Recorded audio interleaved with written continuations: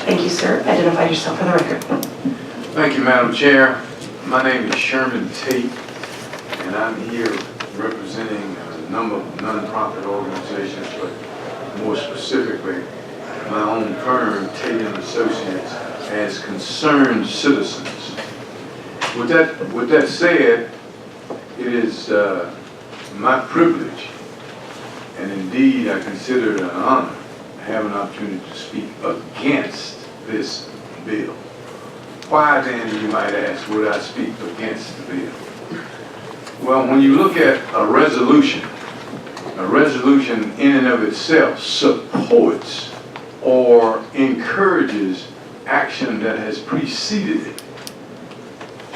And the action that has preceded this has resulted in an inordinate number of gun bills that has the citizens across the state not only confused, but armed to the teeth.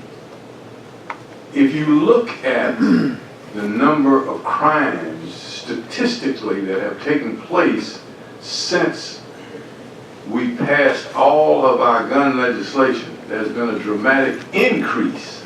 You can look at not only in the state of Arkansas, look at any state.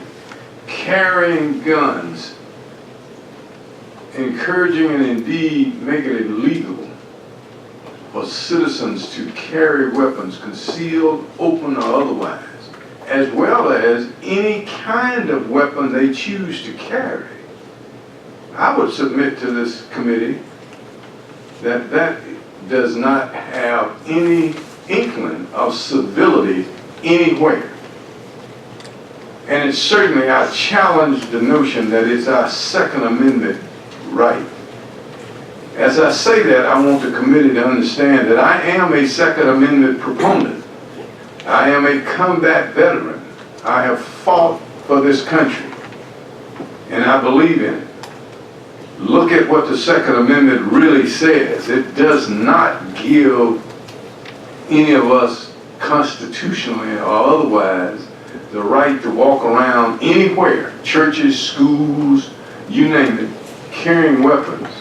And we have enough laws on the books other than passing a resolution which will only encourage and seek to solidify the laws that we have and encourage additional laws that will follow later on. In fact,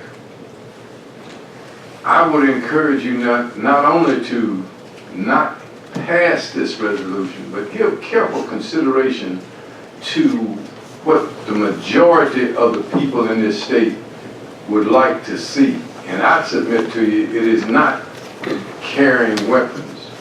And psychologically, let's be clear, psychologically, regardless of whether the court said it or otherwise, we never know what the intent is.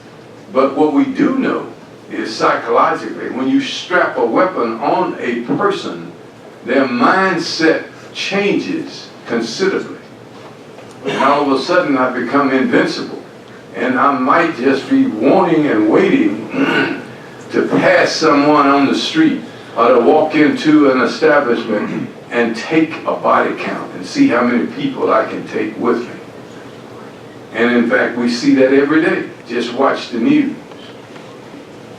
So it's time for us, and I'm pleading, let's vote for civility. Let's vote for common sense here. Let's not only not pass this resolution, but let's think about all of the other laws that we have that are not necessary. And let's, by doing that, understand that we are actually supporting our law enforcement officials. Put yourself in the place of a law enforcement official who stops a person for a simple traffic violation with all of the gun laws that we have. Do you blame them for being a little cautious, or more cautious than they would otherwise as they approach the vehicle? Because they do not know the intent, nor do they know what that person might have in the vehicle or on their person.